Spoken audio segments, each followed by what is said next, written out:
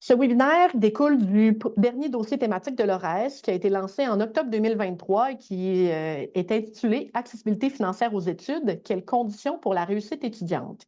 Dans ce dossier, on traite des conditions financières qui permettent de se concentrer pleinement à un projet d'études. La situation au cycle supérieur y est brièvement abordée, mais compte tenu des particularités un peu là, des cycles supérieurs, on a jugé bon de tenir un webinaire sur ce sujet spécifiquement. Alors, comment se déploie le soutien offert aux étudiants et étudiantes des cycles supérieurs? Quelles sont les personnes et les organisations qui peuvent fournir ce soutien? Et aussi, quels conseils et outils méritent d'être davantage connus? Le webinaire d'aujourd'hui vise à éclairer ces questions et à offrir des éléments de réflexion à toute personne étudiant présentement au cycle supérieur ou encore qui accompagne cette population étudiante. Le parcours à la maîtrise au doctorat est truffé d'obstacles qui affectent la situation financière des étudiants et des étudiantes. Laurence a demandé à l'artiste Andréane Binette, de son nom d'artiste Bino, de réaliser une illustration originale qui témoigne de la réalité des étudiantes et étudiants au cycle supérieur. On souhaitait évoquer, entre autres, l'écart entre la durée réelle des études et la durée prévue par les programmes d'aide financière aux études. On souhaitait également parler de la conciliation travail, études, famille, qui est assez périlleuse pour les personnes au cycle supérieur, qui sont souvent plus âgées, donc qui peuvent avoir plus de responsabilités autres que les études. Il y a aussi l'idée de l'accessibilité limitée aux bourses, des montants insuffisants qui sont octroyés. Quoique, on souligne quand même l'annonce récente du gouvernement fédéral là, qui a décidé de hausser le montant des bourses. Et enfin, toute la question de la socialisation au métier de chercheurs et chercheuses, à quel prix ça se fait? Il y a beaucoup de travail là, qui est demandé des personnes étudiantes au cycle supérieur pour garnir le CV professionnel, pour réseauter, se faire un nom un peu. Donc, bref, à quel prix, dans le fond? C'est beaucoup de temps qui est investi. Des fois, c'est plus faiblement rémunéré ou pas toujours reconnu à sa juste valeur, ce travail-là. Donc, cette illustration voulait témoigner un peu de ces situations-là. Elle est disponible dans le coffre à outils de notre site Web et on trouvait qu'elle mettait habilement la table aux discussions qui vont suivre sur la recherche de financement au cycle supérieur. Alors, avant de commencer l'activité, je vous présente rapidement nos panélistes. Christian Bégin intervient depuis 1995 auprès de la population étudiante de maîtrise et de doctorat ayant des problèmes de production ou de progression dans leurs études. Il a mis sur pied de nombreux ateliers servant à les outiller pour réussir les défis qui les attendent. Il donne aussi depuis 25 ans des ateliers de formation et des conférences sur l'encadrement au cycle supérieur destinés aux directions de recherche qu'il a présentées dans les universités du Québec et ailleurs dans la francophonie. En 2018, il a publié Encadré au cycle supérieur, étapes, problèmes et interventions aux presses de l'Université du Québec, qui décrit les étapes du processus d'accompagnement, les problèmes liés à chaque étape et les façons de les éviter, de les contourner ou de les résoudre. Détentrice d'un baccalauréat en communication organisationnelle, Marie-Ève Routier possède une expérience professionnelle de plus de 17 ans à l'Université Laval. Elle occupe actuellement le poste d'agente de recherche et de planification à la Faculté des études supérieures et postdoctorales. Son domaine d'expertise se concentre sur la gestion des programmes de bourse et des études au cycle supérieur. Ses activités professionnelles l'amènent à collaborer activement aux travaux des comités de sélection pour divers concours de bourse de maîtrise et de doctorat. Fortement engagée dans la réussite étudiante, elle exerce également un rôle conseil auprès de la direction de l'Université Laval sur les questions du soutien financier et des mesures d'appui à la réussite au cycle supérieur. Candidate au doctorat en administration à HEC Montréal et titulaire d'une maîtrise en chimie de l'Université de Montréal, Justine-Anne Roel est actuellement directrice générale chez Taisez-vous, un organisme dont la mission est de soutenir les étudiants et étudiantes au cycle supérieur et les chercheurs dans la rédaction académique. Dans le cadre de ses travaux de recherche, Justine-Anne s'intéresse notamment aux défis et enjeux de gestion liés à la recherche universitaire, à la managérialisation de l'université et à ses impacts sur le travail académique. Plus spécifiquement, ses recherches portent sur les pratiques et les discours qui contribuent à la reproduction de la culture managériale au sein de l'université, ainsi qu'aux mouvements de résistance comme le Slow Scholarship qui émergent au sein des universités en réponse au managérialisme. Sans plus attendre, je cède donc la parole à notre première panéliste, Marie-Ève Cloutier. Je fais ferme. Voilà. Bonjour, merci. d'être aussi nombreux aujourd'hui. Je vais vous partager mon écran. Vous m'entendez bien? Parfait. Donc, alors voilà, je me présente. Je m'appelle, vous voyez bien mon écran? Parfait. Alors, je me présente. Je m'appelle Marie-Ève Routier, comme Audrey l'a précisé.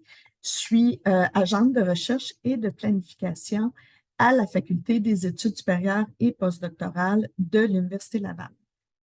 Le rôle des facultés des études supérieures et postdoctorales, ou du moins des bureaux des études supérieures dans les universités,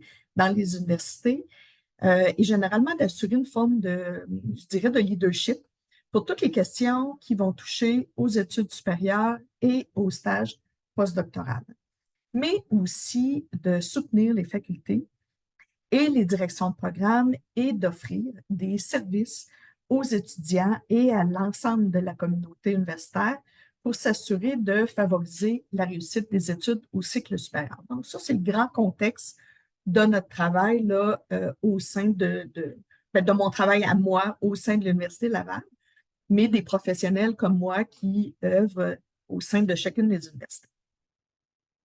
On l'a dit dès le départ, d'entrée de présentation, que le soutien financier est un élément clé dans la réussite des études au cycle supérieur. Donc, dans ce contexte-là, l'un des mandats des bureaux des études supérieures va être de soutenir activement, mais surtout en collaboration avec l'ensemble des unités et des services des universités, dont les bureaux des responsables des bourses, les facultés, les directions de programme, les directions de recherche, de soutenir en fait les étudiants, la communauté étudiante dans la recherche de financement et l'obtention d'un soutien financier. Je pense qu'on pourrait, en fait, je propose de décliner ce large mandat-là en 4 axes, 4 éléments principaux.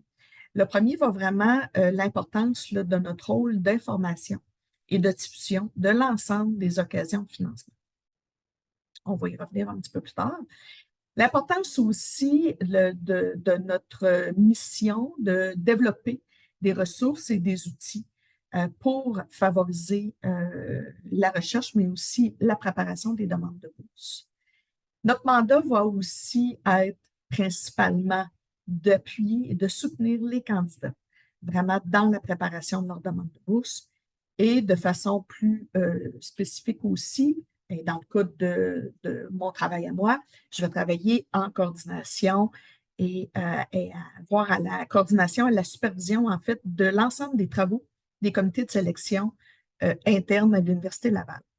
Donc, c'est un peu tout ça qui me permet aujourd'hui de venir vous offrir mon expérience sur la recherche et l'obtention d'un soutien financier, mais surtout les mesures qui peuvent être offertes par les universités pour favoriser l'obtention de ce soutien financier. Je me permets, avant de passer à la prochaine diapo, de faire une courte parenthèse pour préciser, pour rappeler en fait que chacune des universités vont jouer un rôle très, très important d'agent de liaison avec les organismes subventionnaires, que ce soit les organismes fédéraux ou provinciaux, mais aussi un ensemble d'autres donateurs et d'organismes qui vont venir subventionner la recherche. Cette collaboration-là, qui se fait de façon très régulière, va nous permettre, évidemment, dans un premier temps, de faciliter le processus des concours de bourse. Donc, on va intervenir parfois dans les processus de sélection. Mais cette collaboration-là va nous permettre aussi, surtout, de venir renforcer les liens entre les études supérieures, entre les universités et les organismes subventionnaires. Donc, par ricochet, renforcer le lien entre la réalité des étudiants et des étudiantes au cycle supérieur et les organismes subventionnaires et leur mission.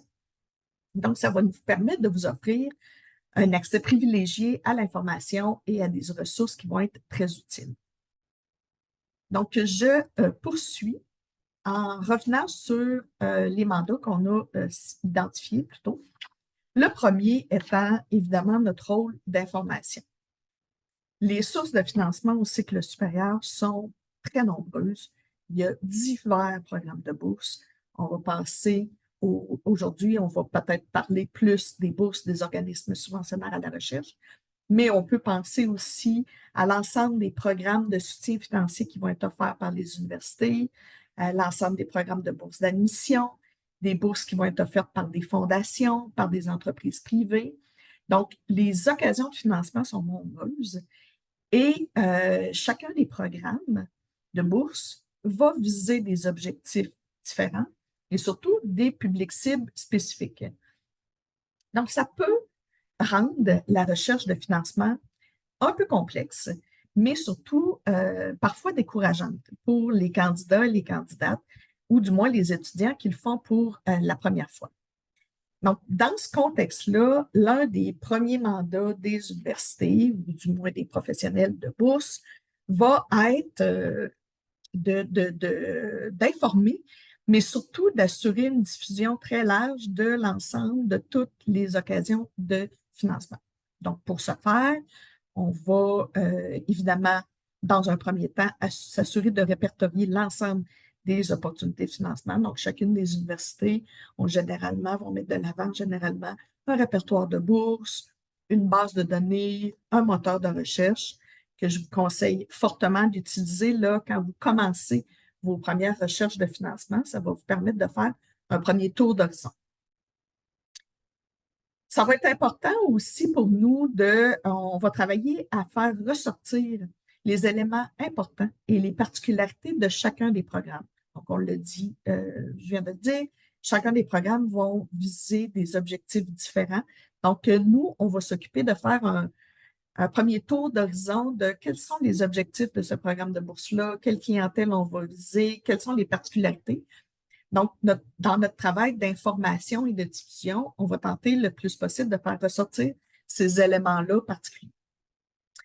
On va aussi travailler à interpréter et comprendre surtout les conditions d'admissibilité pour être en mesure de bien vous conseiller là, quand vient le moment d'appliquer sur un concours en particulier. Donc, on va travailler en collaboration avec les organismes subventionnaires pour être bien sûr de bien comprendre et bien interpréter surtout leurs conditions d'admissibilité, les critères de sélection et de s'assurer de pouvoir les interpréter face à votre dossier à vous qui est particulier souvent. Donc, les bureaux des bourses de chacune des universités vont pouvoir vous répondre à vos questions là-dessus et de vous aider, de vous conseiller et surtout d'avoir une interprétation juste de votre admissibilité à un programme en particulier. Dans notre rôle aussi de diffusion et d'information, on va travailler en collaboration avec la communauté universitaire au sens large là, pour s'assurer d'identifier les opportunités de financement qui vont être pertinentes, mais surtout de les faire circuler dans les bons réseaux. Donc, de s'assurer de les faire circuler dans les réseaux appropriés où les objectifs vont travailler de concert ensemble avec les objectifs du programme. C'est-à-dire, le FRQS, par exemple, ou FRQNT annonce une occasion de financement qui vise la question des changements climatiques, par exemple. Mais nous, on va s'assurer de faire diffuser dans nos chaires de recherche, nos centres de recherche qui vont travailler sur cette question-là, mais aussi de réfléchir à qu'est-ce qui pourrait être, quel type de public, de programme d'études pourrait être intéressé à connaître cette occasion de financement-là. Donc, on va essayer de s'assurer de vraiment aller faire circuler l'information dans les bons réseaux, dans le bon public.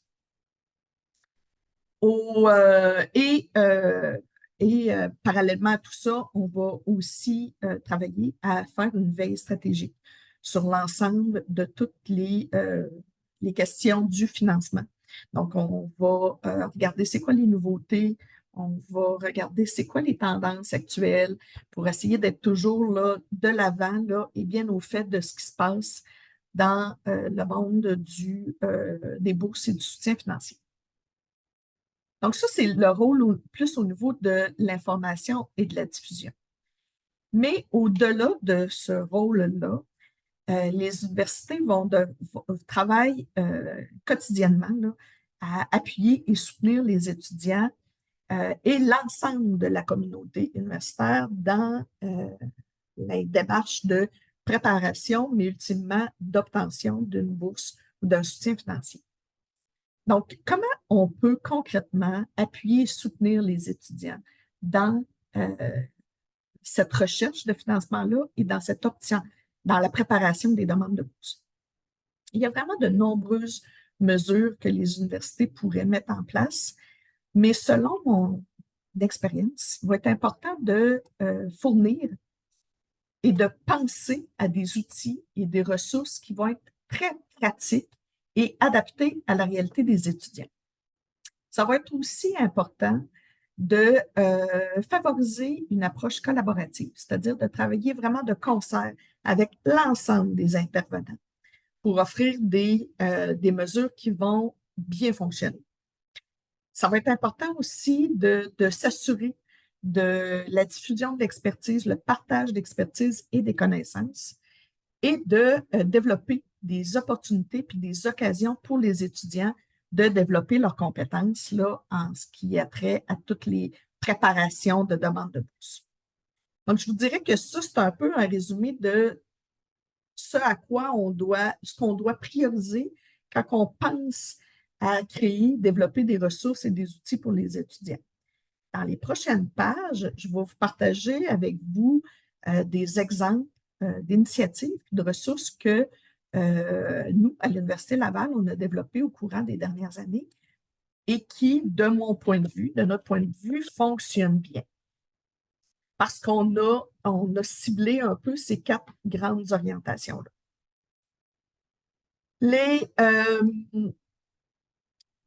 On le dit plus tôt, une des choses importantes à faire, c'est d'informer les étudiants et de faire circuler l'information. Donc, chacune des universités offre généralement des séances d'information, des webinaires.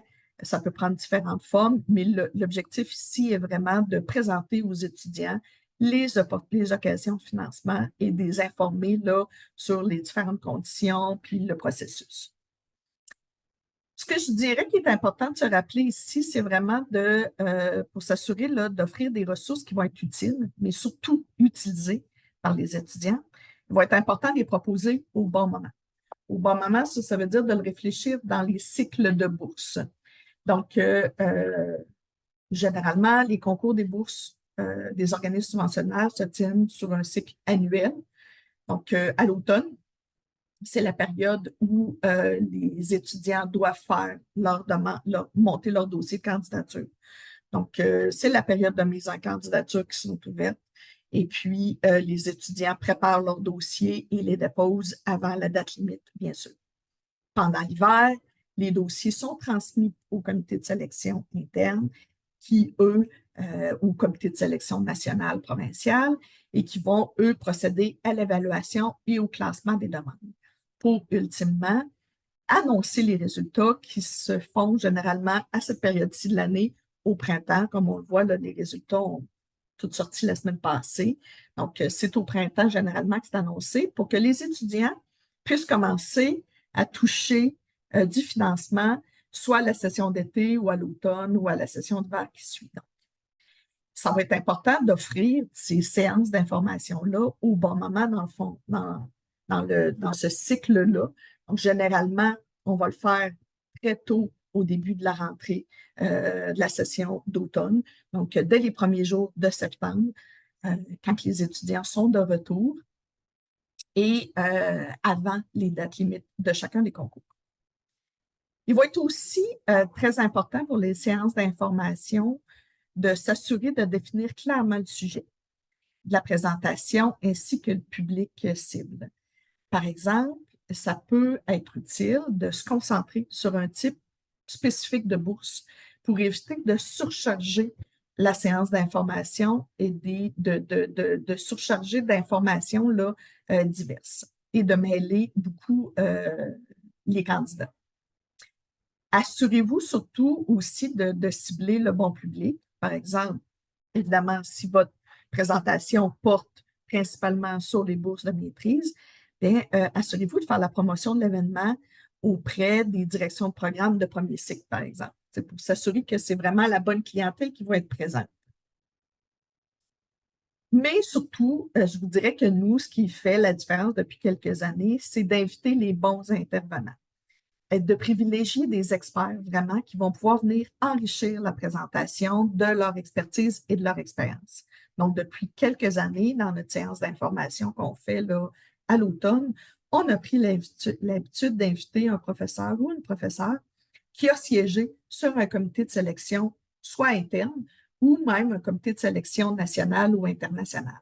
Donc, ils sont vraiment à même d'offrir des conseils très précis sur les choses à faire, les choses à ne pas faire, comment bien captiver son auditoire, qu'est-ce qui leur plaît dans une demande de bourse, qu'est-ce qui leur déplaît, qu'est-ce qui vont leur permettre de leur expliquer tout le contexte du processus de sélection et de voir comment leurs demandes sont évaluées.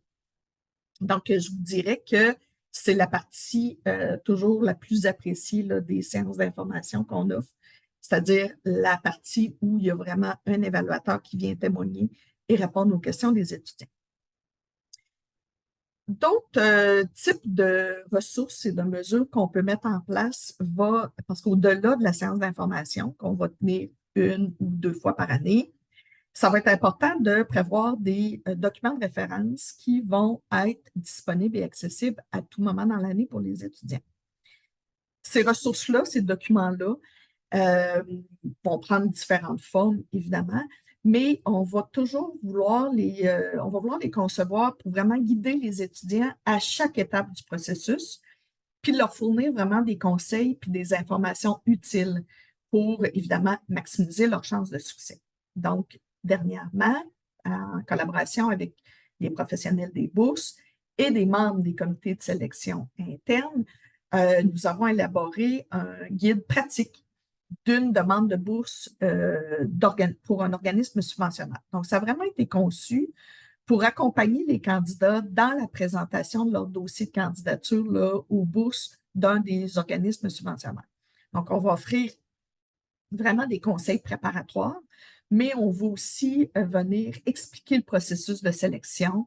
On va offrir des conseils pour choisir le répondant, par exemple, puis on va aller même jusqu'à faire des recommandations sur la rédaction de la proposition de recherche.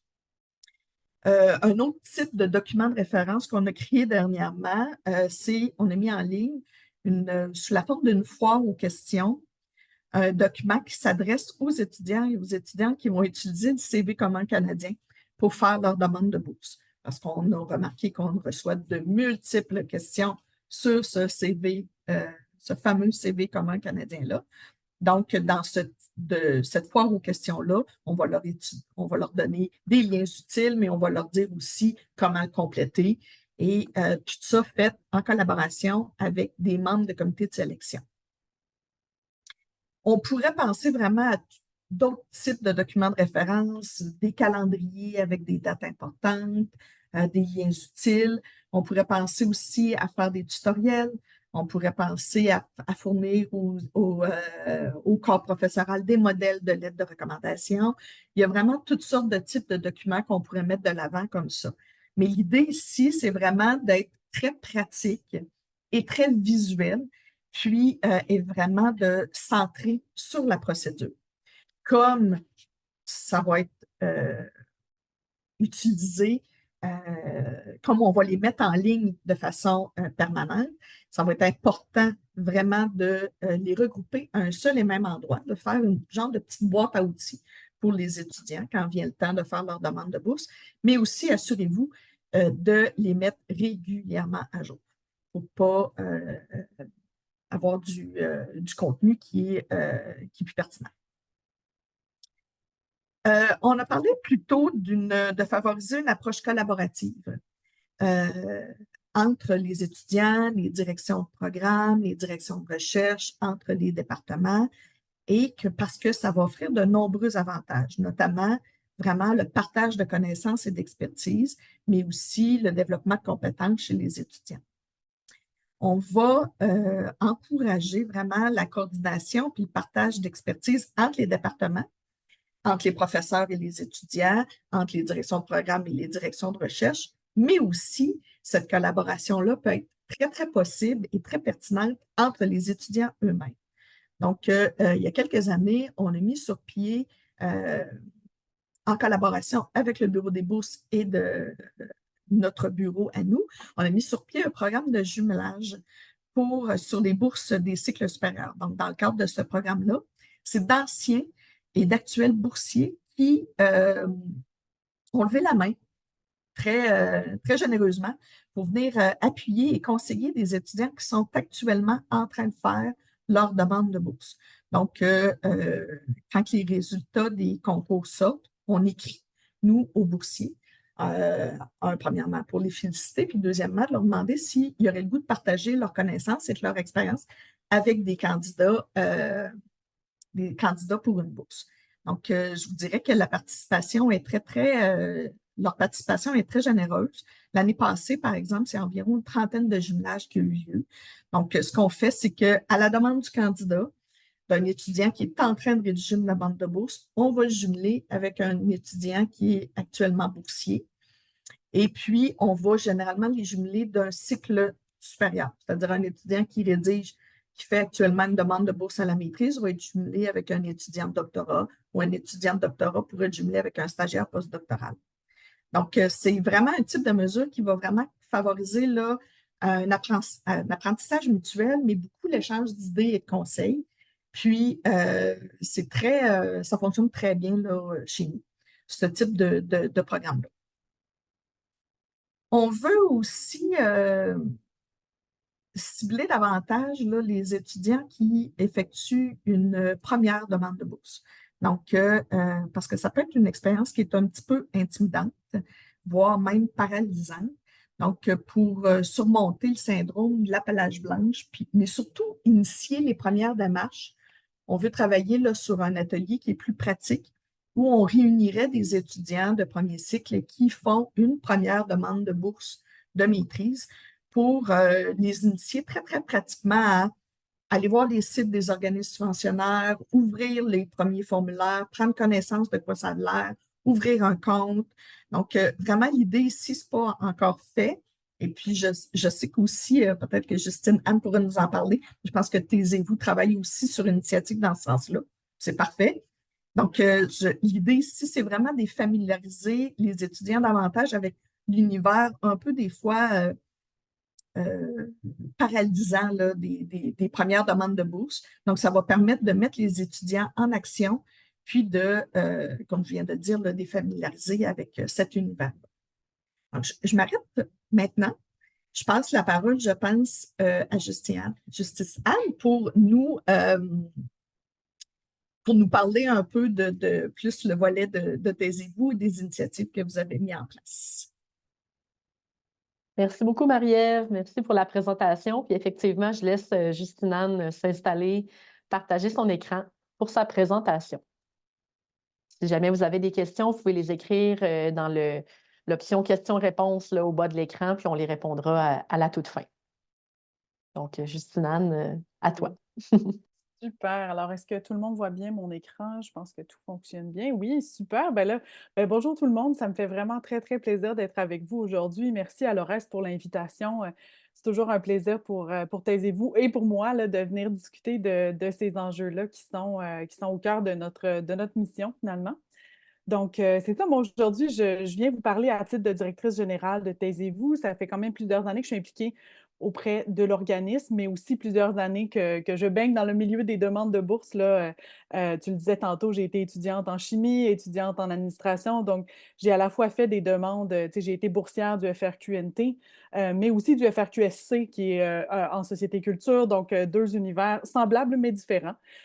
Donc, c'est un peu avec ce bagage-là que je vous arrive aujourd'hui.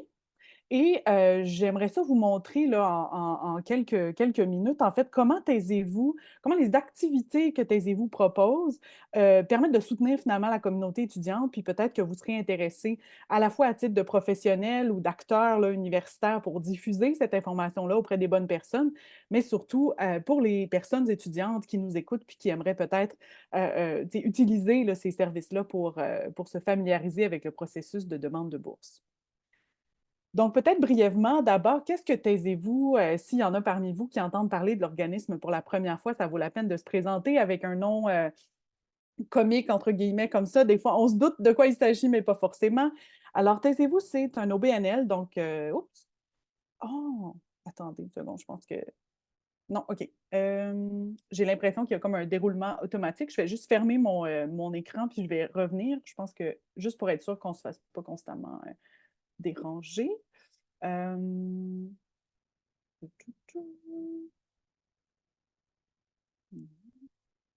Mon Dieu, je pense que. Est-ce que tu souhaites que je partage ta Non, parce qu'en présentation? fait, Non, ça hein? va être la même chose, c'est ça. En fait, c'est tout OK. bête. Je pense juste que c'est une présentation qui avait déjà ça. Je m'excuse, mon Dieu, c'est tellement bête. J'utilise Y a pas jamais de ça en plus. problème. Ça, utiliser le minutage. Non. Fantastique. J'ai envie de me faire couper la parole par mon propre PowerPoint quand même. Et voilà, c'est reparti. Désolée pour ce petit contretemps, je pense que ça va fonctionner. Donc, taisez-vous, qu'est-ce que c'est? C'est un OBNL, en fait, qui est mené par et pour les étudiants et étudiantes au cycle supérieur. On est un OBNL qui existe depuis 2015, donc on va déjà presque fêter nos 10 ans l'an prochain. Et taisez-vous, en fait, ça se veut une réponse à les taux élevés de prolongation, d'abandon et de problèmes de santé mentale au cycle supérieur qui sont, comme on le sait, très répandus. Donc, taisez-vous, sa mission, c'est, tu l'as dit tantôt, Audrey, soutenir les étudiants et étudiantes en rédaction de mémoire et de thèse. Pas seulement les étudiants, aussi les professeurs et les professionnels, il faut le dire. On a quand même une partie de notre communauté qui est professeur. Et de repenser les façons de faire en milieu universitaire, en ce qui a trait au travail académique de façon générale. Comment on fait ça? En fait, Taisez-vous soutient une communauté qui grossit là, depuis quand même presque une dizaine d'années. Une communauté qui est faite d'étudiants, oui, mais qui est aussi faite de chercheurs qui, il faut le savoir, à l'interne, on a un cercle recherche, en fait, qui produit de la connaissance, qui recense les écrits sur les meilleures pratiques en termes de rédaction, en termes de demande de bourse, etc., pour vraiment fournir à la communauté des activités, des méthodes qui sont basées sur des données probantes. Concrètement, comment est-ce qu'on fait pour soutenir notre communauté? On organise depuis les tout débuts, notamment des retraites de rédaction, je vous en parle dans un instant. On propose des espaces de rédaction aussi qui sont favorables à la rédaction, au travail académique de façon générale. On fournit aussi toutes sortes de ressources, des ateliers, des activités en ligne pour vous soutenir où que vous soyez dans les grands centres ou que vous soyez plutôt hors campus. Alors, Taisez-vous, pour ceux qui me connaissent, Taisez-vous, c'est un espace de rédaction à Montréal et éventuellement peut-être des espaces satellites dans d'autres grandes villes du Québec. Ça fait partie de nos projets futurs, mais à Montréal, c'est un espace qui existe depuis 2018 déjà, qui offre un environnement social et physique qui est favorable, qui est lumineux, silencieux, qui inclut toujours du café, du thé, parce qu'on sait que c'est un peu le carburant là, de la rédaction, et des outils ergonomiques pour vous aider à vous installer confortablement et attaquer la rédaction. Quel genre d'activité on y fait? En fait, on fait notamment des blocs de rédaction. Donc, ça, c'est des périodes de 4 heures où on va rédiger vraiment en mode focus, puis on va profiter de l'effet de groupe. Et donc, ce flow social, qui est un phénomène dont on discute dans la littérature scientifique, qui est le fait d'être entouré de personnes qui font des tâches un peu comme les nôtres, finalement, et ça nous fait une forme de pression saine à se mettre au travail, à se tenir loin des distractions, des réseaux sociaux, etc. Il faut savoir qu'on travaille dans presque toutes nos activités. On travaille avec la méthode Pomodoro, qui est le fait de séparer des périodes de travail focus, donc de 50 minutes, avec des périodes de pause de 10 minutes. Et donc, c'est ce qu'on va appeler les Pomodoro ou les tomates. Donc, si vous avez déjà entendu parler de tomates, si quelqu'un vous a déjà dit « Ah, moi, cet après-midi, je vais aller faire 4 tomates à la bibliothèque, est-ce que tu viens avec moi? » Vous saurez de quoi on vous parle. Taisez-vous, à l'espace, on offre aussi Des camps de rédaction pendant l'été, c'est une de nos activités phares. Donc, c'est l'idée de se joindre à un même groupe d'étudiants qui se rejoint, en fait, 3 journées par semaine pendant un mois. Donc, c'est un grand engagement qu'on prend envers notre rédaction. Et la formule permet, d'une part, de briser l'isolement, parce que ça fait beaucoup partie de notre mission, de partager ses défis, ses réussites, puis aussi de profiter de l'été parce qu'on a déjà consacré le début de notre semaine à la rédaction. Donc, on part le cœur peut-être léger pour le reste de la semaine et profiter de la belle température. Taisez-vous, c'est aussi, je le disais depuis les tout débuts, des retraites de rédaction. Donc ça, ce sont des événements là, vraiment où on va faire plus de 20 heures de rédaction en 3 jours sans aucune autre préoccupation parce que tout est pris en charge. L'hébergement, les repas, l'horaire, il y a vraiment une animation structurante, des périodes de pause et de ressourcement prévues. Et ce sont des activités qui se déroulent avec entre une quarantaine et une cinquantaine de personnes étudiantes de toutes disciplines et universités du Québec, et même d'ailleurs parfois. Et donc, c'est vraiment des événements très courus. Il reste quelques places pour les retraites de l'été, mais il y en a déjà beaucoup qui se sont envolées. Il faut savoir qu'on offre quand même plus d'une vingtaine de retraites par année dans des lieux d'hébergement, mais aussi des retraites urbaines qu'on fait dans nos espaces de rédaction à Montréal. On a aussi beaucoup d'activités virtuelles parce que, on sait que tous et toutes n'habitent pas à Montréal. C'est vraiment, important de le souligner. Certaines personnes ont des besoins aussi en termes de rester à la maison, mais se sentir malgré tout connectés, à la communauté qui rédige. Et donc, pour diminuer la procrastination puis briser l'isolement, on propose différents services, dont des cohortes. Donc on rejoint le même groupe d'étudiants pendant plusieurs semaines. Ensuite, les camps Rédigez-vous ont aussi lieu en ligne, donc c'est un peu une formule similaire, mais sur les avant-midi. Et Taisez-vous a développé des applications web, en fait, Jardin et Chrono, qui sont gratuites, en fait, et disponibles à la communauté, qui vous permettent d'une part, rester en contact avec la communauté, mais aussi vous brancher et rédiger en même temps que d'autres personnes, tout en discutant pendant les pauses et en compilant les tomates que vous aurez accomplies. Donc, c'est ce qui résume peut-être les activités régulières que Taisez-vous offre pour permettre de soutenir la rédaction. Puis la rédaction, je me permets une petite parenthèse, bien sûr, c'est la rédaction d'un mémoire ou d'une thèse, mais rédiger, c'est aussi lire, c'est aussi analyser, transcrire, tu sais, toutes les étapes qui sont préalables à vraiment l'action de poser des mots sur le papier numérique. La révision, la correction, la relecture et tout ça. Et donc, c'est important de savoir que toutes les personnes, en fait, peu importe là où vous êtes dans votre parcours, que vous rédigiez un article ou une demande de bourse ou votre mémoire, vous êtes les bienvenus dans ces activités-là et ça peut vous aider à persévérer et à vous faire des amis par ailleurs. Donc, plus spécifiquement, cet été, en fait, Taisez-vous, chaque été, Taisez-vous offre des activités sur les demandes de bourse. Cet été, on en aura 3 tout spécialement et donc, je vous les présente. Les inscriptions viennent juste de commencer, donc ça tombe vraiment bien. Au-delà des activités elles-mêmes qui viendront dans quelques instants, je voulais peut-être m'arrêter sur, une question que peut-être plusieurs étudiants et étudiantes se posent. Mais pourquoi est-ce que je devrais faire une demande de bourse? On entend dès le début de notre parcours: «Bon, il va falloir que tu t'y mettes, il va falloir que tu fasses une demande de bourse, mais pourquoi est-ce que je devrais faire ça?» Évidemment, les réponses les plus, peut-être spontanées et courantes, c'est pour la finalité peut-être financière ou monétaire de cette bourse-là. On a besoin, comme personne étudiante, de subvenir à nos besoins. Et obtenir une bourse, particulièrement une bourse d'un organisme subventionnaire, comme ce sont des bourses «salariales» entre guillemets, ça nous permet de ne pas travailler à temps plein, pendant, nos études et ça, qu'est-ce que ça permet? Ça permet de se dédier à son projet et peut-être d'en tirer le maximum. Donc, si vos raisons, c'est celle-là, c'est déjà amplement suffisant pour faire une demande de bourse, mais c'est important de savoir qu'il y a plein d'autres choses qu'on peut aller chercher dans une demande de bourse, dans le processus de rédaction. Donc, c'est une occasion en or, notamment parce qu'il y a une date limite très fixe et qu'on doit respecter, en fait, d'organiser puis de préciser son projet, préciser nos partenaires avec qui on va travailler sur ces projets-là, parce que, on le sait, la procrastination est une de nos grandes amies aux études supérieures et donc c'est des tâches ou des chantiers auxquels des fois on a du mal à s'atteler et le projet, en fait, de rédiger une demande de bourse peut être une excellente occasion de faire ça.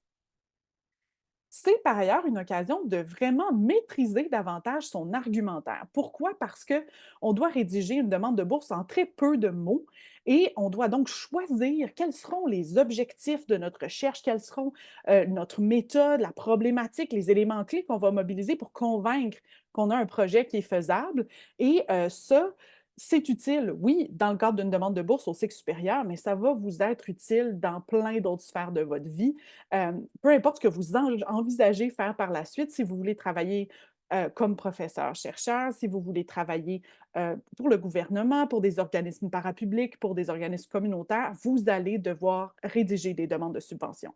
Ça va être une partie assez significative de votre travail et donc toutes les compétences que vous allez développer en rédigeant une demande de bourse maintenant, ce n'est pas perdu pour la suite. Au contraire, c'est un grand investissement pour votre futur.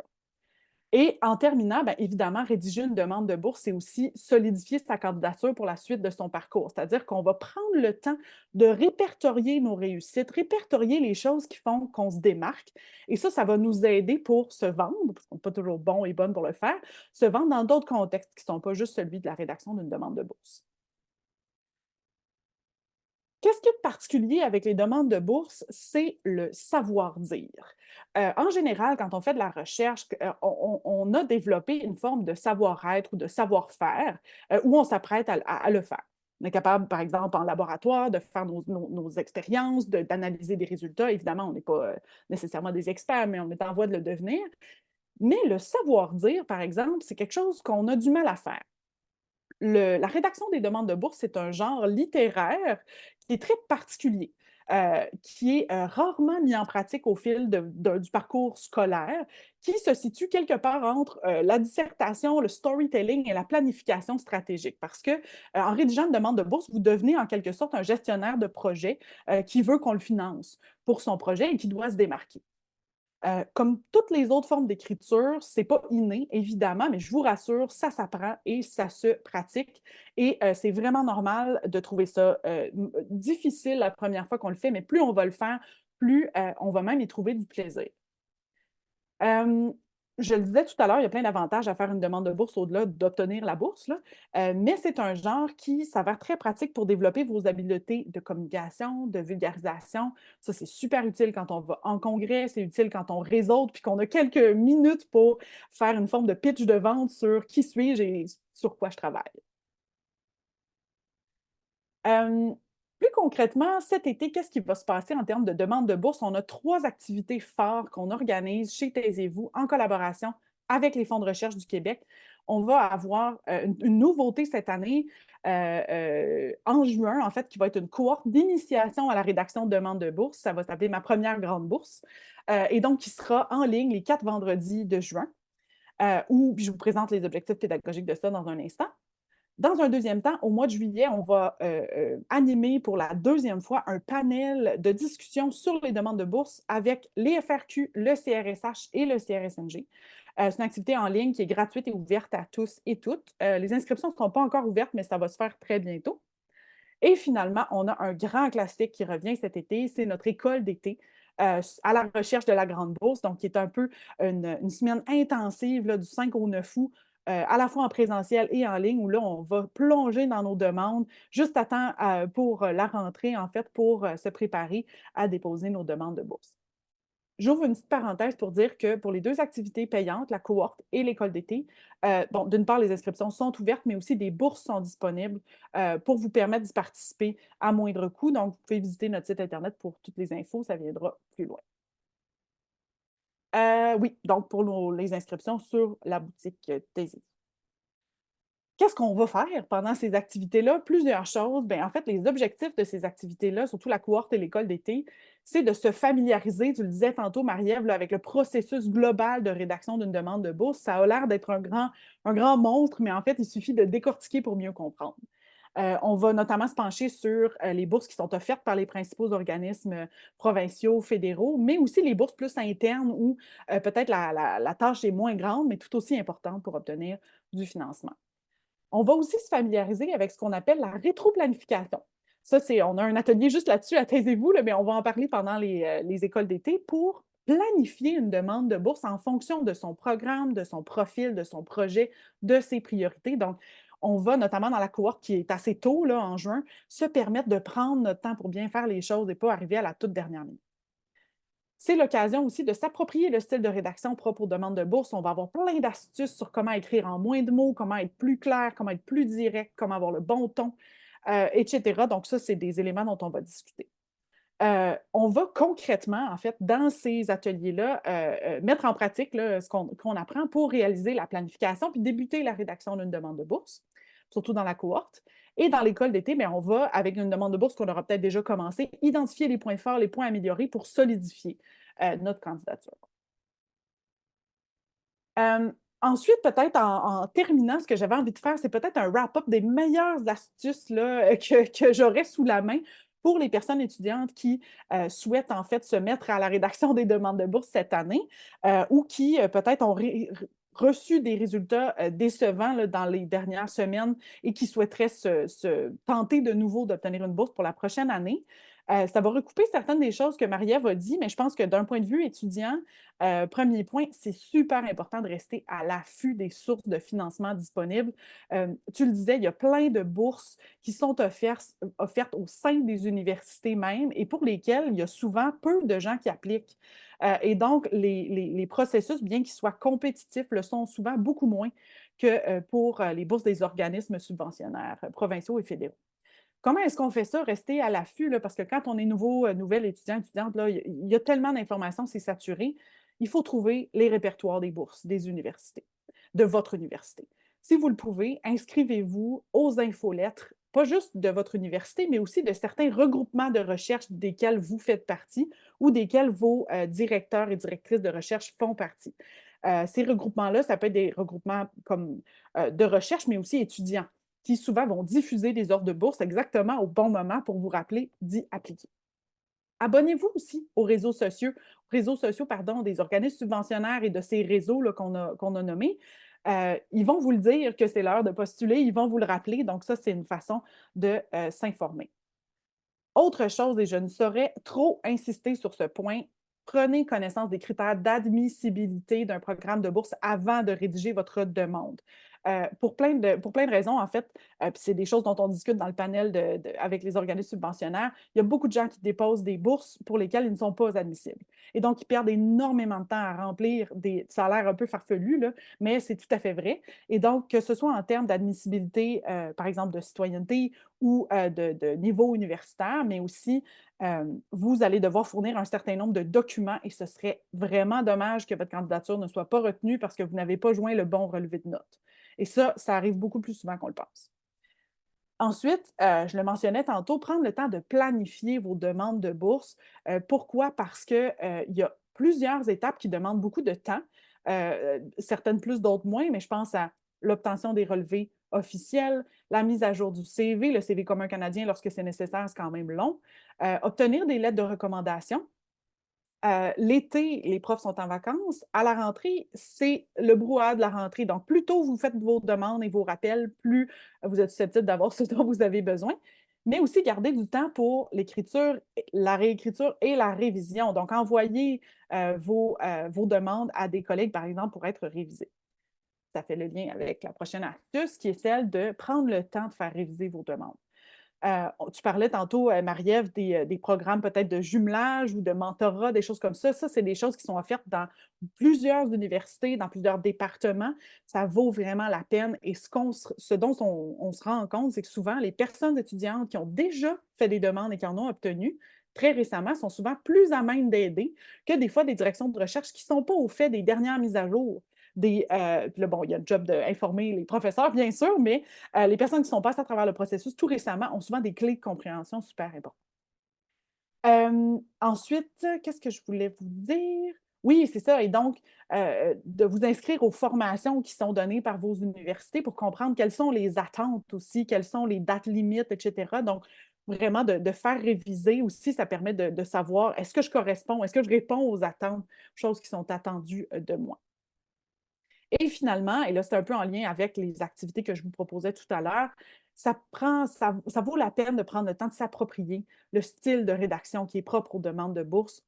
On est habitué en recherche ou en sciences à prendre une distance avec notre objet de recherche, à parler au nous, à utiliser des phrases passives. Les données nous disent que la collecte de données s'est déroulée dans tel contexte. Non, il faut apprendre à parler au je et à être vendeur de notre propre CV et parcours.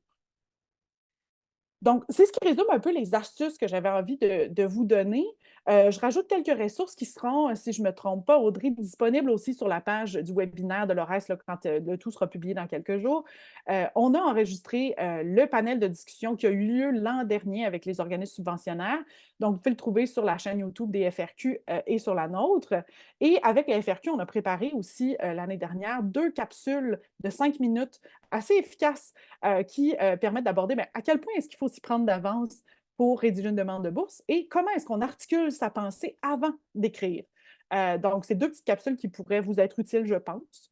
Donc, je vous invite à consulter ça, à la fois si vous êtes des personnes étudiantes, mais aussi si vous êtes des professionnels pour peut-être vous affiner dans les dernières mises à jour, par exemple, dans les organismes subventionnaires ou les petites techniques et astuces pour la rédaction des demandes de bourse. Et peut-être un clin d'œil aux personnes qui sont davantage les acteurs universitaires, les professionnels, les professeurs, les directeurs et directrices de département, les doyens, pour comment est-ce que vous pouvez soutenir votre communauté étudiante en partenariat avec Taisez-vous. Bien, on a tout un système de bourses, en fait, qui vous permettent de soutenir les étudiants, en fait, et de favoriser l'accès à nos services. Donc, ça, il suffit de nous écrire, on peut mettre ça en place.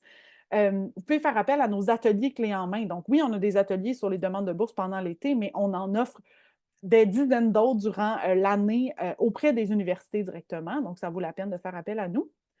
Vous pouvez profiter de notre service d'accompagnement pour organiser des activités de rédaction sur mesure, que ce soit des cohortes, des retraites, pour que les gens de votre milieu, de votre communauté se rejoignent et rédigent ensemble. Et finalement, il y a déjà plusieurs regroupements qui ont fait appel à nous pour se former, en fait, sur comment organiser par eux et elles-mêmes des activités de rédaction qui fonctionnent avec les méthodes basées sur les données probantes. Donc, c'est grosso modo ce qui conclut ma présentation. Si le cœur vous en dit, je vous invite vraiment à rejoindre le groupe Taisez-vous ensemble sur Facebook. C'est une communauté active, quand je dis active, plusieurs publications par jour et engagée de plus de 5000 membres, en fait, où vous allez trouver plein de réponses à vos questions. Il y a plein de gens pendant les périodes de dépôt des réponses pour les demandes de bourse qui posaient des questions. Où est-ce que vous êtes allé? Le site bug, comment faire? Et vous allez vous y faire des amis et je vous laisse les infos pour aller soit vous inscrire à nos activités ou trouver toutes les infos dont vous pourriez avoir besoin. Donc, voilà, merci beaucoup. Merci beaucoup, Justine-Anne. Très belle présentation, très intéressante. Je vais laisser la parole à notre dernier panéliste, Christian, et j'en profite pendant qu'il s'installe de vous rappeler, vous pouvez écrire vos questions dans l'outil questions-réponses au bas et les panélistes peuvent là, y répondre parce qu'on va avoir une période de questions un peu plus courte. Donc, vous pouvez commencer à répondre aussi là, par écrit si vous le souhaitez. Donc, je laisse la parole à Christian. Oui, merci. Pardon, merci Audrey. Alors, bon, évidemment, je n'aborderai pas, parce que ce n'est pas ma spécialité, j'aborderai pas les aspects de façon de se procurer du financement. Quand j'ai été invité par Audrey à participer au panel, en fait, ma préoccupation, parce que ma spécialité, c'est l'encadrement et la réussite au cycle supérieur, bon, c'est en fait de me poser la question par rapport à la démarche. Premièrement, c'est que l'accès au ce que j'appelle les bourses sur mérite, le FRQSC, CRSH, ce genre de choses-là. Effectivement, puis et Marie-Ève et Justina l'ont mentionné, il y a plein d'autres bourses qui sont d'autres natures, mais pour les bourses souvent qui sont les plus convoitées, il y a peu d'appelés et puis encore moins d'élus, en fait. Donc, le pourcentage de gens qui auront les bourses par rapport à ceux qui font des demandes est relativement restreint.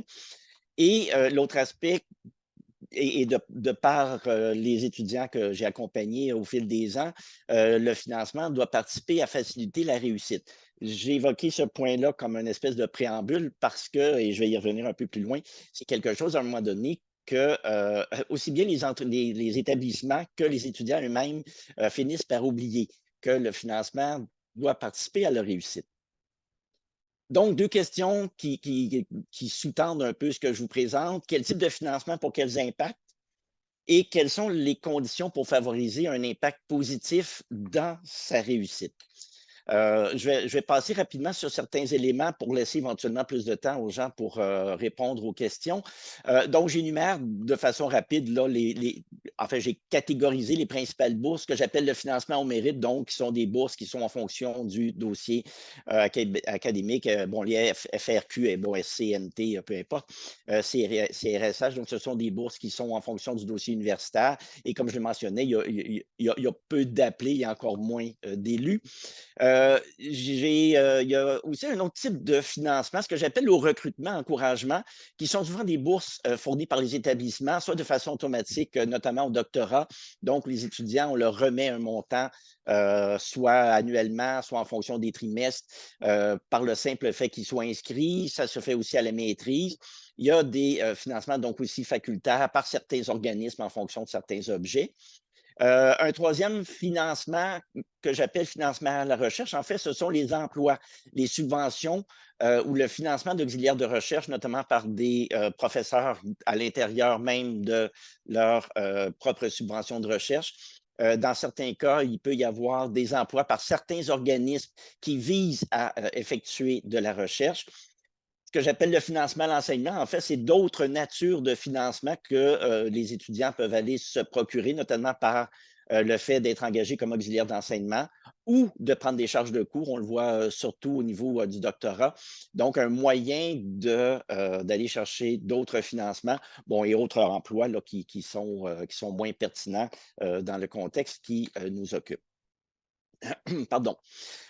Je vous donne donc ici quelques informations relatives aux impacts et à la nature du financement à partir de nombreuses recherches là, qui ont été en fait nombreuses. Il n'y en a pas tant que ça qui ont essayé d'analyser quelle est la nature du financement et quel est l'impact sur la réussite des étudiants.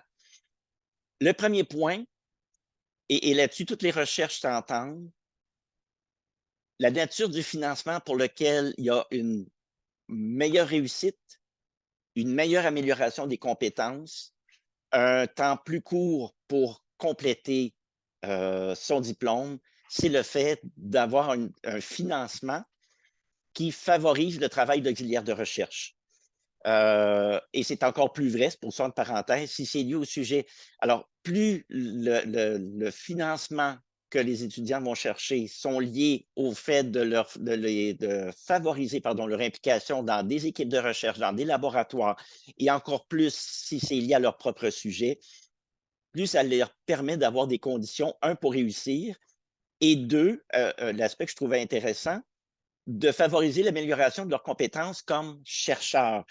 Et ce qui semble aussi, c'est que des étudiants qui sont impliqués comme ça dans des équipes de recherche, ils semblent être plus en mesure après d'aller chercher des emplois qui ne sont pas nécessairement liés à des milieux académiques, mais qui sont aussi, qui se retrouvent aussi dans des milieux professionnels, gouvernementaux.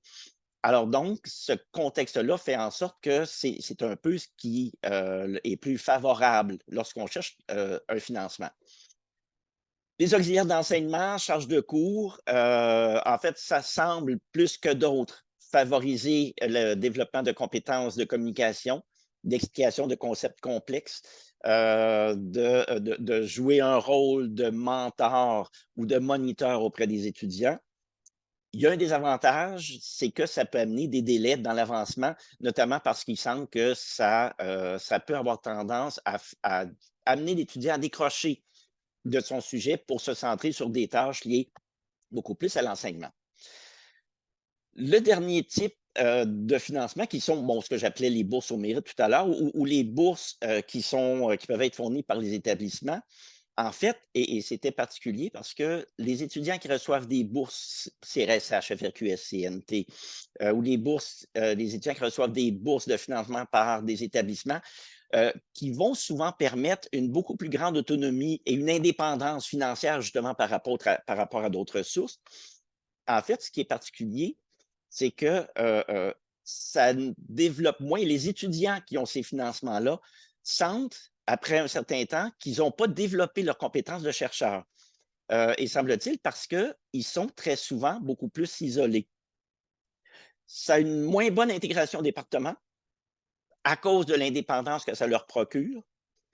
Par ailleurs, ce qu'on s'est aperçu, puis je vais y arriver sur la diapositive suivante, c'est que selon le niveau d'encadrement, ça va avoir une plus grande influence sur le fait de compléter les études et que ces bourses-là, en fait, elles ont un effet si les étudiants publient, en fait, produisent pendant leurs études, c'est-à-dire donc si, au-delà du fait d'avoir un financement, ils utilisent la démarche qu'ils mettent dans leur projet à publier, à produire des articles, produire des communications. Semble-t-il que ça, c'est favorable dans le fait qu'ils puissent terminer dans le temps, même s'ils n'ont pas d'autres obligations financières à essayer de remplir parce que dans le fond, ils ont les bourses pour leur permettre de se concentrer sur leurs études. Alors, les conditions qui sont favorables au fait de réussir par rapport au financement, comme je le mentionnais, le facteur qui semble le plus important, c'est la qualité de l'encadrement. Marie-Ève et Justine mentionnaient l'importance au moment où on pense à faire sa demande de bourse.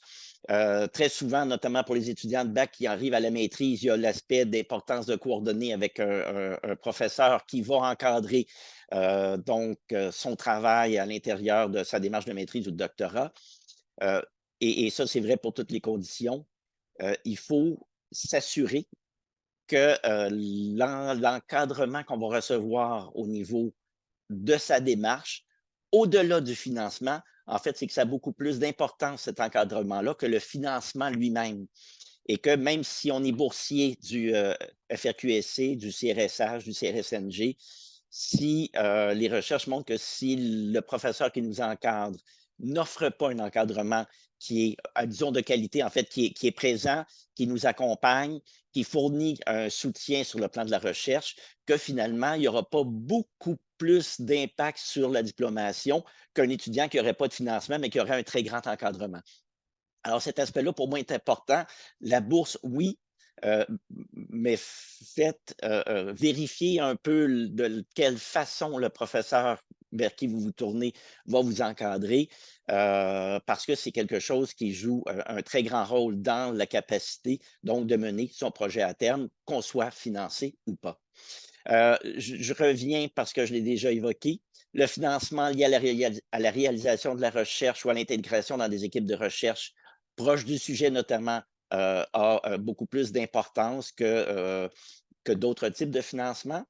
L'intégration encadrée dans des équipes de recherche, et là, ça m'amène à parler de, puis je vais y arriver sur la diapositive suivante, sur le fait que l'intégration dans des équipes de recherche, même si vous êtes financé par votre professeur ou par d'autres organismes à participer à de la recherche, cet encadrement-là, cette intégration-là, pardon, nécessite d'être encadré, donc d'être accompagné. Et à ce sujet-là, il y avait une recherche qui montrait que les étudiants boursiers des organismes, en fait, indiquaient que ce qui les aidait le plus, c'est lorsque en fait, le responsable du laboratoire, leur direction de recherche, les accompagnait dans des tâches associées à la recherche, aussi simples que comment lire des articles, comment aborder certaines analyses. Donc, cet accompagnement-là avait une grande valeur dans, j'allais dire, l'efficacité du financement qui leur était offert.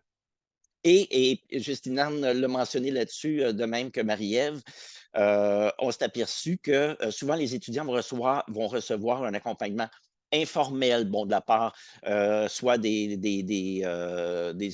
postdocs qui aident les étudiants du doctorat ou de la maîtrise de façon informelle à faire des demandes de bourse, que ce qui était le plus efficace, c'était justement le développement de mesures formelles d'aide à la rédaction de demandes de bourse, plutôt donc de juste de l'accompagnement qui se fait ici et là en fonction des demandes. Donc, cette organisation-là a un impact positif sur l'obtention notamment des bourses.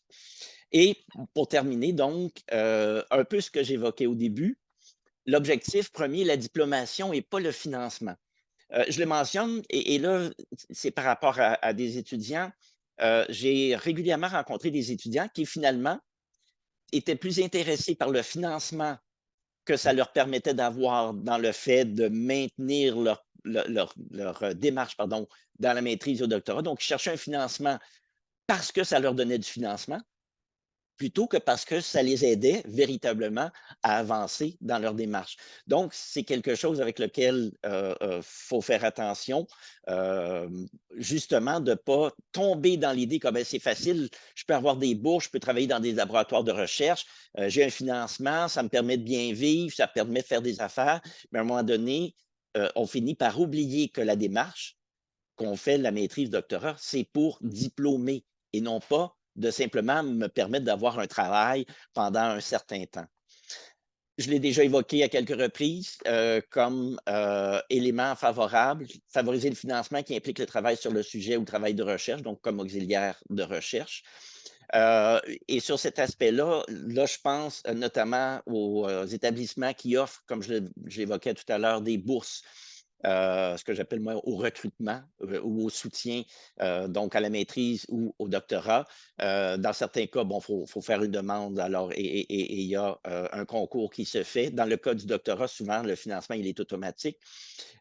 C'est de penser à ce moment-là, autrement que juste donner du financement, peut-être de voir comment on peut intégrer ce financement-là ou faciliter par le financement l'intégration à des équipes de recherche pour que le temps qui est mis soit véritablement un temps mis à développer les compétences de chercheurs dans des équipes de recherche et à faire de la recherche et non pas simplement fournir des montants d'argent.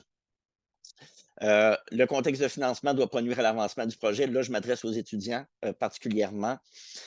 Si on travaille pour son directeur de recherche, pour un laboratoire, il est fort possible qu'à un moment donné, on ait tendance à vouloir faire des tâches qui sont attirantes, qu'on trouve avantageuses, qui sont très bien formalisées, dans lesquelles c'est facile de s'impliquer, alors que notre projet, finalement, on laisse un peu aller parce que c'est moins clair dans ma tête où je suis rendu, c'est pas clair où est-ce que je dois aller, qu'est-ce que je dois faire.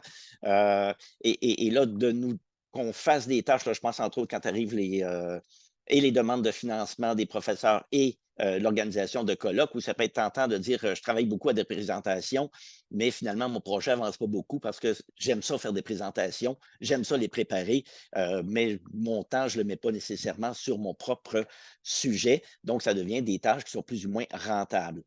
Et dernier point, puis je terminerai avec ça. Quand on a du financement, que ce soit notamment par nos directions de recherche ou par des professeurs qui nous engagent, assurez-vous de bien définir quelles sont les tâches que vous avez à faire. D'ailleurs, Audrey le mentionnait dans le rapport au début là, qui était ressorti en termes de manque de clarté dans certains cas de ce qui est à faire.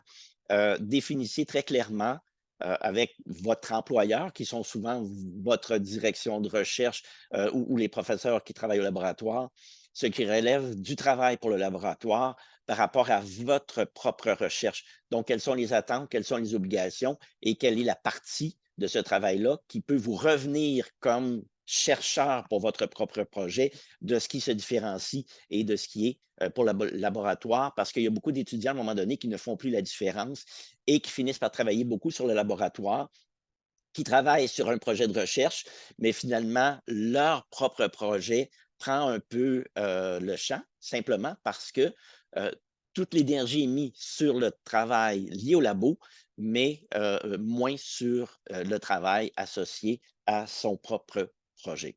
Alors, je m'arrête ici pour permettre éventuellement aux personnes qui ont des questions de pouvoir les poser ou de transmettre les questions qui ont déjà été présentées.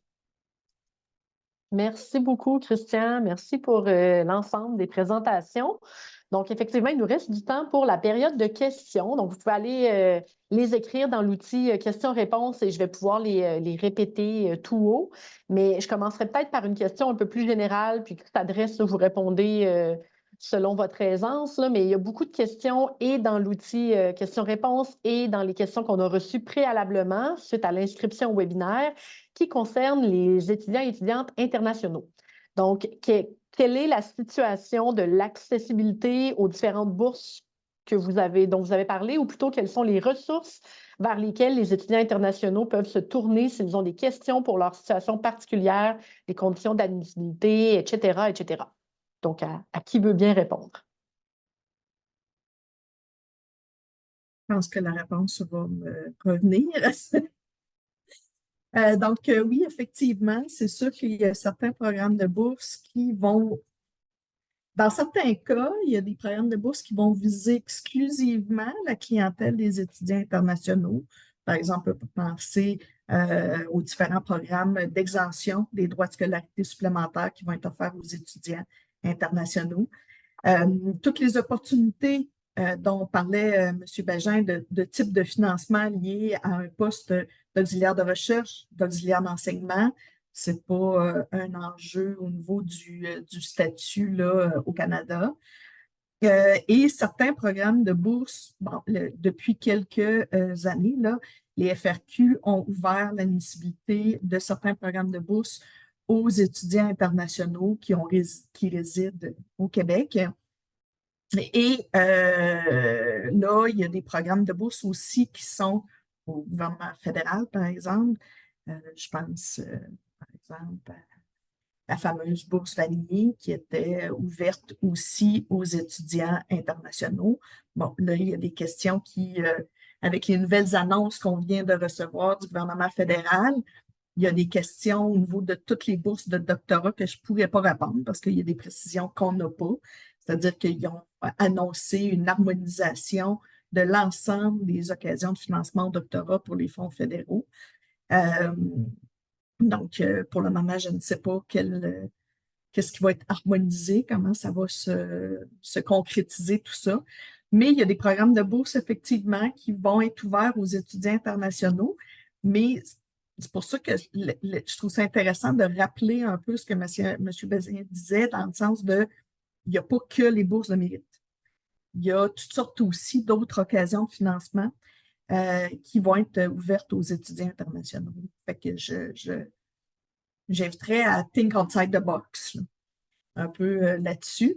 Et évidemment, je l'ai dit d'entrée de jeu, les programmes de bourse sont aussi multiples que les conditions d'admissibilité qu'ils peuvent avoir, que les publics cibles qu'ils peuvent avoir. Donc, vraiment, au niveau de la première, c'est une des questions qu'on n'est jamais capable de répondre, c'est quel programme de bourse que je dois aller.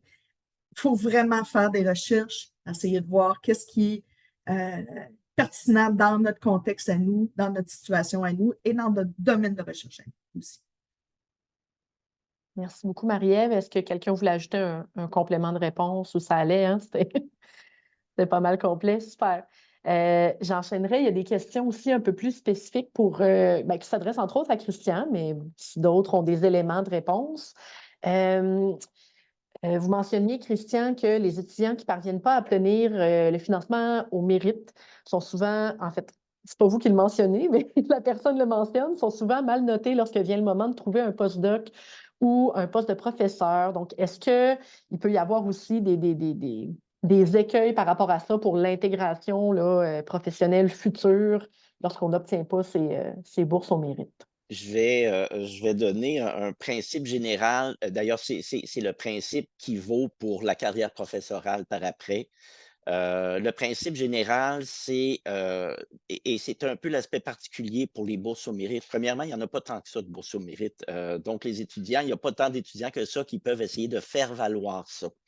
Un étudiant qui a une bourse au mérite mais qui ne publie pas a éventuellement beaucoup moins de chances de progresser qu'un étudiant qui n'a jamais reçu de bourse mais qui a énormément publié. C'est vrai pour les professeurs et leur carrière professorale. En fait, souvent, les subventions vont faciliter le fait de publier qui va amener la chance d'avoir plus de subventions, qui va amener plus de publications. Mais dans le cas d'un professeur, ça fait partie de notre carrière. Dans le cas d'un étudiant, même s'il n'y a pas de bourse, s'il publie, et c'est pour ça que je parlais, puis toutes les recherches le montrent, un étudiant qui s'intègre à une équipe de recherche et qui publie soit sur son mémoire, et quand je parle de publier, des fois, c'est une recension d'écrit, là, ça peut être dans une revue qui n'a pas nécessairement un haut score, mais le fait de publier, d'être intégré à une équipe de recherche qui publie, de participer à ça, d'avoir son nom sur des articles, a énormément plus de valeur en bout de ligne que quelqu'un qui aurait reçu une bourse, mais qui n'aurait à peu près pas publié. Et c'est vrai aussi sur le fait de faciliter la diplomation, dans le fait justement j'allais dire, de profiter de son mémoire ou de sa thèse pour en faire des publications en cours de route et non pas nécessairement seulement attendre à la fin de la démarche. Et là-dessus, il y a souvent une façon de faire où on va favoriser, lorsque l'étudiant a fait sa recension des écrits et son cadre théorique. Donc, déjà d'essayer d'en tirer une publication avant même d'aller à l'étape des résultats, parce que ça permet déjà à l'étudiant, puis je vais reprendre ce que disaient Justine et Marie-Ève, ça permet en fait de pratiquer la technique de rédaction, le style de rédaction, et on devient beaucoup plus habile au fil des expériences. Mais la publication demeure le nerf de la guerre. Parfait, merci. Est-ce qu'il y avait d'autres compléments de réponse? Ça allait? Super. J'enchaîne avec une autre question. Il y en a plusieurs. Donc, je vais la lire, celle-là concernant les bourses, notamment les bourses d'organismes subventionnaires. Quels sont les versements qui sont effectués? Est-ce en une fois, mensuel, etc.? Est-ce qu'il y a également des ateliers sur la gestion des liquidités pour les étudiants doctoraux, justement pour aider à mieux gérer les périodes entre les versements, prévoir un budget? Euh, voilà. Peux peut-être me permettre une réponse. Il y a certains programmes les fonds, par exemple, la bourse est versée directement à l'étudiant. Les universités n'interviennent pas dans le versement. Donc, les étudiants demandent, à ce moment-là, ça va être un versement une fois par session, là, si je me souviens bien. Tandis que pour les organismes fédéraux, les versements vont se faire via les universités. Donc là, ça peut changer d'une université à l'autre. Par exemple, à l'Université Laval, où ça va être versé après confirmation de l'inscription comme un salaire là, ou 2 semaines. Donc, je ne peux pas vous dire pour l'ensemble des universités. Mais il y avait une sous-question à ça. Oh oui, le budget. Oui, généralement, les bureaux des bourses, plus que les écoles d'études supérieures, là, généralement, plus les bureaux des bourses vont offrir des formations sur les budgets étudiants. C'est le cas chez nous, mais je sais que c'est le cas dans plusieurs universités aussi là, qui vont offrir des formations très ciblées sur comment gérer un budget étudiant. Euh, Ça me permet de répondre à une autre question que j'ai vue dans le chat qui devançait.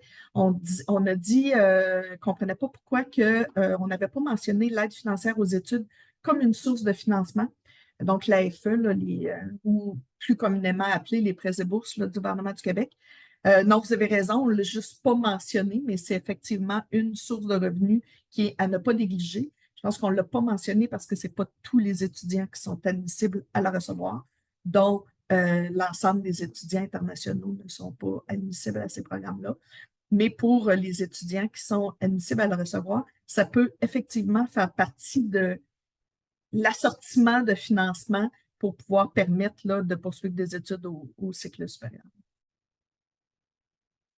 Merci beaucoup, Marie-Ève. Est-ce qu'il y avait un complément? Oui, Justine? Oui, ben, je me permettrais peut-être de dire, tu sais, pour avoir été boursière et entourée de gens qui ont tenté de l'être aussi, tu sais, les versements sont notamment pour les fonds de recherche, c'est une fois par session, effectivement, mais ce n'est pas forcément au début de la session. C'est-à-dire que c'est au début de la session, mais plutôt la fin septembre, par exemple.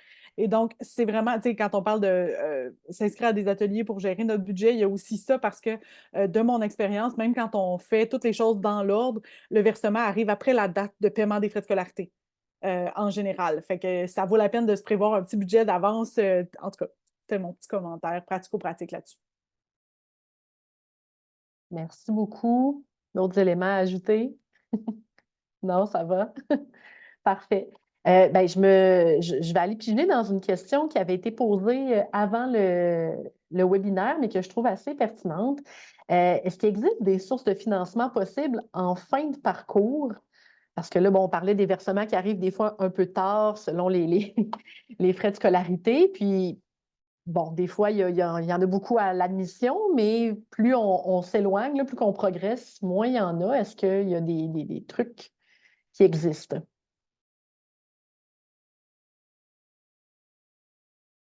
Oui, ben là, après ça, j'ai l'impression que Marie-Ève, tu as peut-être une réponse plus précise, là, mais vas-y d'abord, puis je Ouais, c'est complémente ça, si tu tu as besoin. pourras compléter. Écoutez, moi, le message que j'aurais envie de passer ici aujourd'hui pour les gens qui sont dans les universités, là, les professionnels de bourse, effectivement, c'est un enjeu qu'on voit. Il vient un moment dans le parcours des étudiants, dans le cheminement des étudiants où les sources de financement admissibles sont moins nombreuses.